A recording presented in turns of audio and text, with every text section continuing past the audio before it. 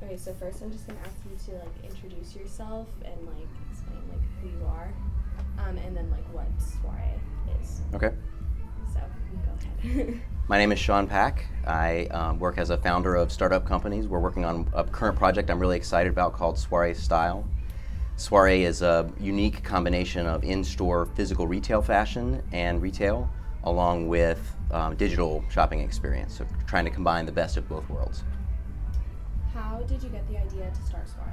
I work with a lot of interns in the work that I do, and one from 2 summers ago was a graphic design intern from NC State, actually, who was also a model in part-time work.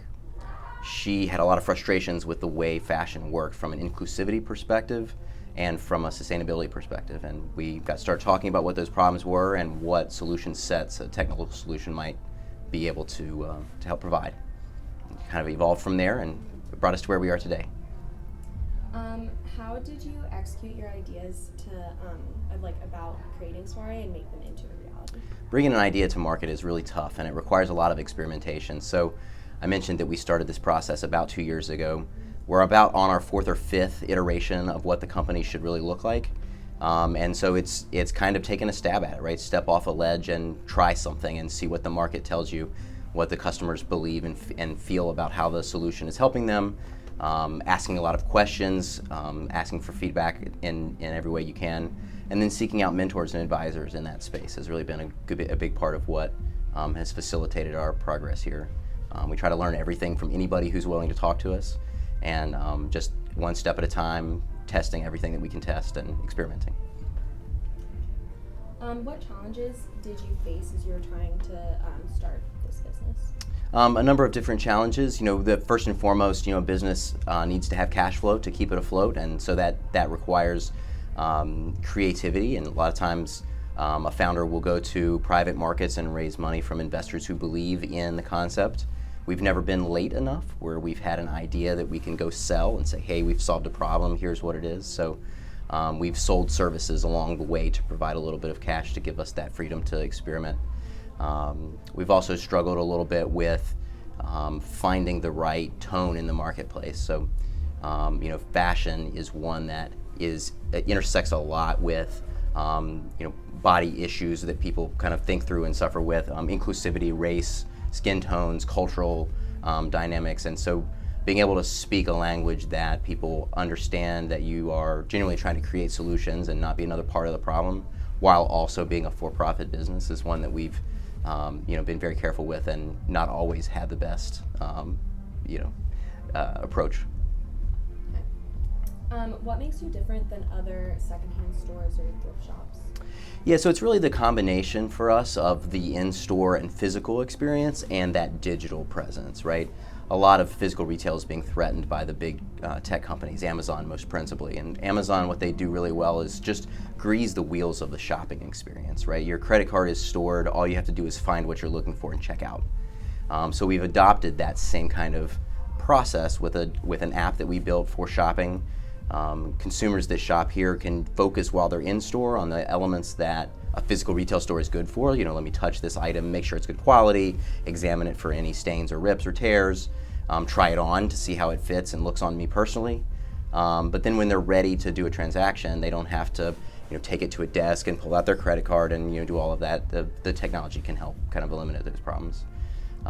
So we're different from the Amazons in that we have the sort of in-store location that you can get that touch, feel, fit dynamic, and we're different from other physical retailers and consignment stores in that we have the digital overlay. You kind of already answered this, but why did you start soiree?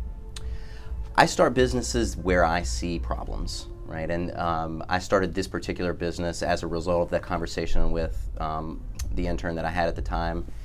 And really start to think about the way the fashion world works, and in particular retail has always worked for a particular type of person. And when you look at advertising for the big box retailer stores, the department stores in particular, all of the models look the same, and that doesn't give a good experience to someone who's shopping that doesn't fit that same aesthetic. And so the problem seemed really prevalent and really common. And and easy to solve with the right set of technologies. Okay. How big is your business? Like, how many employees do you have? How much success have you had, like profit-wise, or whatever else you define as success? Great question. We are brand new, so we officially launched in the App Store 1 month ago. Before that, we opened the store in a kind of pre-release beta, private-only kind of shopping experience for the 2 months prior. We've been tinkering with the idea, as I mentioned earlier, for about 2 years, but we've only been really in business for about a month with the app. So we're not yet profitable. You know, most businesses take a little while to get from concept to profit. We're hoping we turn that corner this week. So it's a great time to be having this conversation. And we just recently announced that we found a charity in the community here to donate all our profits in our first month, October, to help support the community and be a part of the community that's helping us get the products off the ground. Yeah, I actually just saw that you guys are donating your profits to Orange County Rape Crisis Center, right? That's right. So, did you have like a connection with that, or like what made you want to work with them over like other organizations? Yeah, that's a great question. So this is a challenging time for Chapel Hill. We've had 2 kind of pretty big crises in the community in the past month. One of which was pretty close to home for us, the shortbread attack that happened about maybe a month ago now, a couple weeks back at least. It hit home, and the incident is one that should have been preventable in some ways, but is a product of where we are as a community and the types of people that this community serves. You know, it's not all college students and it's not all professionals. It's a combination, and that opens up certain risks. It's something that we've frankly kind of struggled with, figuring out what our response should be. We feel very much a part of the community here and thankful for the help that the community has given us getting off the ground, and wanted to be able to provide a little bit of support as the community goes through this together. That's great. What are your goals for the future for Soiree, and how do you plan to achieve them? Yeah, great question. So we have kind of short-term and long-term goals for everything that we do. Our short-term goals are really about figuring out the mechanisms and the mechanics of the business as it works in Chapel Hill. So over the next semester, maybe 2 semesters up to a year, we'll be trying to turn a profit in a way that is repeatable, durable, sustainable, and really provides answers for the promises that we make on the sustainability and inclusivity dimension. Once we've worked out those kinks and are able to provide that service in a repeatable way, then we'll open up stores in other college towns, particularly through the Southeast. We speculate that our service is going to be particularly valuable in large public schools around the Southeast, but then as we continue to expand from there, we'll kind of figure out the next market dimensions. That might be more geographic expansion across the U.S. It might be to private schools or smaller schools. It might be to metropolitan areas where the graduates end up after they graduate, and they can kind of take our brand with them to Manhattan and Charlotte and Atlanta and D.C. Awesome. I know you're recruiting brand ambassadors from UNC. How do you want to be represented at UNC and Chapel Hill as a whole, and how do you think that your brand ambassadors can help you achieve this image? Yeah, really interesting question and timely for us. We know that we want to have brand ambassadors be involved in what we do, and brand is a big part of any retail business. We're still working out exactly the dimensions of how that plays for us in particular. But whenever we talk about brand, we always come back to the 2 values that really got us started at the beginning, and the basic problems that we're trying to solve with inclusivity and sustainability, right? So we're looking for ambassadors that both already sort of embody those 2 values dimensions, but then also can help us inform the marketplace about what we're doing to help, what problems we're solving on those 2 dimensions, and really help us kind of hit the tone, right? You know, brand is a lot about how a business is perceived, and it's not as much about how brand really is. But I want to try really hard with these ambassadors for them to understand how we really work, be authentic about our attempts to make fashion and retail better, and have that be communicated to our marketplace. Okay, I am going to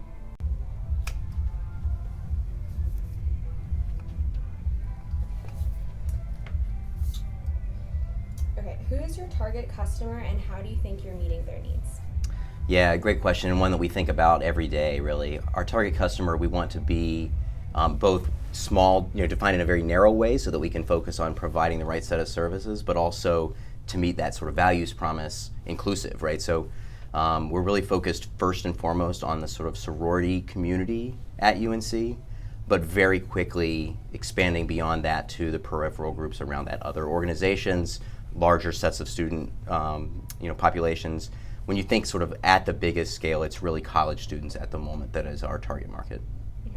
And do you just sell women's clothes, or you have men's also? Yeah, it's kind of the answer to that question is kind of bundled up in that previous question about target market. We currently are selling only women's clothes, but not because we've made an exclusive, we only sell women's clothes kind of market declaration. We just don't have any men that have come in to list clothes. We would gladly accept men's clothes, so if anybody sees this and has clothes to list, please bring your clothes in. The dimensions and the emotions that go into fashion and apparel for men are quite different in practice than for women, so we've found that the kind of turnover is a different kind of calculus. Is there anything about your business that you think needs to be changed? Everything about this business needs to be changed. We're a startup and we're learning every day things that we assumed would be the case are not the case. Just recently we had our launch event to celebrate the fact that we're in the iOS store for the first time, and we learned a lot about how people interact with the brand, with the name party, right? Soiree is sort of French for dinner party, and so we're learning every day that sort of the name that we use and the brand and the color scheme kind of is an emotional indicator of what we're doing, and refining that at all points. If you talk to us again in a year, I imagine that you'll see a much different business, a different kind of presence, a different storefront. The app will look different. We'll be a much different business, and that's because every day we ask ourselves the question you just did: what do we want to be different tomorrow?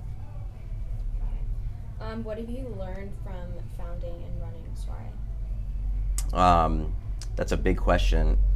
I've learned a lot. I've learned about patience. Getting something off the ground often doesn't happen as quickly as you think it should.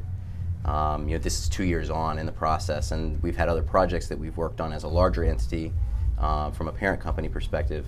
But 2 years is a long time to be thinking about one project before it's launched. So I've learned quite a bit about patience. I've learned about how to ask the right questions when you're learning about a market. Market research is a sort of crucial component to getting a company off the ground. And being able to ask insightful questions that give you actionable data is a skill set that comes slowly, but is super valuable when you do it well. What do you love most about what you've created here? I love seeing the look on people's faces when they come in and realize what we're doing. I love seeing how it's a service that resonates with the target market. We're providing a way for people to commercialize and monetize clothing that otherwise would just be sitting in their closet. And for college students, that means paying back money on loans they've taken out for college student debt. That means paying for books and paying for rent and expensive luxury apartments. It means having a little spending money on the weekends to facilitate a lifestyle that they'll remember for the rest of their life and make those kind of memories. And I love seeing the look on people's face when they realize that we sort of do all of that with this values-based approach, that we're not trying to build a business and make money in the purest sense, but we're trying to be a part of a community and create value for all constituents.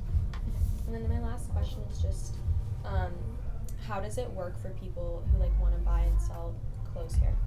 Yeah, so we're not unlike other apps in this space in that a person with clothes in their closet that they don't want to wear anymore can download our app, list the clothing in the app, set their own price. We have two pricing options that someone can choose from when listing their clothing. You can choose either a flat fee where when the item sells you keep 70% or 80% depending on our promotions of the price that the buyer pays. And that doesn't make a difference how long it stays here. So you can list things that are off season or maybe kind of niche or pieces that wouldn't be sort of great fits for everyone. Our second pricing option is called Soiree Style. It's really what makes us unique in the pricing world. We rent out rack space with this pricing option. So you can list an item, let's say it's a nice cocktail dress for $100, and you keep $98 of it if it sells within the first day. If it takes 2 days to sell, then it's 98% of 98%. So you would take home, $96.06 or something like that. The longer it stays, the lower your cut is because you've rented the space for people to come in and try it on while they're shopping for it. This turns out to be a really popular way to sell, particularly for like high value items and on-brand, in-season items. People want to keep most of the value of their item themselves. And if we're not providing a service to help sell it for very long, then they should keep all of the value or most of the value for that item. From the seller's side, it works the same way, right? All the purchases happen through the app. So when you come in to shop, you try it on, you touch it, you make sure that it's the right quality, it fits you the way you want it to. And when you're ready to make that purchase, you open up the app, scan the QR code that's attached to the label on the item, and pay right there through the app. We accept many common forms of payment, and as we move forward, we'll be adding more so that how you pay is up to you, and it's between you and your phone, and we don't have to facilitate anything about that. Okay. Perfect. Thank you.